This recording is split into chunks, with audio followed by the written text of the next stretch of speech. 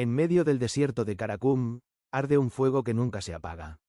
Lo llaman la puerta al infierno, y lleva encendida desde hace más de 50 años.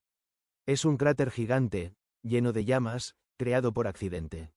En 1971, unos geólogos soviéticos perforaron una caverna de gas natural.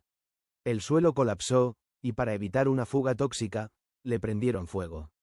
Creían que duraría unos días, pero aún sigue ardiendo. Hoy es uno de los lugares más surrealistas del planeta, y un misterio ambiental. ¿Lo apagarías? ¿O lo dejarías seguir ardiendo?